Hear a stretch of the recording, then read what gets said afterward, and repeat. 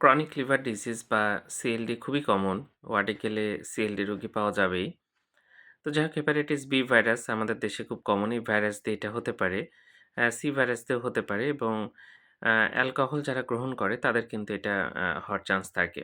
এছাড়া আরো বিভিন্ন কারণ আছে। একটা কারণ বর্তমানে খুব বেশি আলোচনা করা হচ্ছে এবং এটা অনেক বেশি পাওয়া যাচ্ছে। সেটা হচ্ছে ফ্যাটি লিভার ডিজিজ। সেখান থেকে ন্যাশ হচ্ছে, সেখান থেকে লিভার সিরোসিস হচ্ছে। তো যাক ফ্যাটি লিভারকে অবহেলা করার সুযোগ নাই। যেহেতু এখান থেকে সিরোসিস হতে পারে। এছাড়া আরো বিভিন্ন জেনেটিক ডিজিজ আরো অনেক কজ আছে। তো যাই হোক আপনারা যদি সামান্য কোনো লক্ষণ দেখেন, আ এটা অনেক সময় অ্যাসিম্পটোমেটিক থাকে। অ্যা ম্যা বোঝা যায় না। অনেক সময় কমপ্লিকেশনস নিয়ে হাজির হয়। দেখা যাচ্ছে একটা জটিলতা হলো তখন ডায়াগনোসিস হলো। এগুলা পর্যায়ে আসলে তেমন ভালো কিছু করার সুযোগ কম থাকে।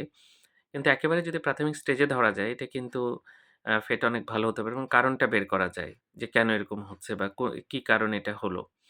তো কোনো কারণে যদি পেট ফুলে যায় যেটাকে আমরা অ্যাসিটিস বলি, যদিও এটা অ্যাডভান্স স্টেজেই হয়।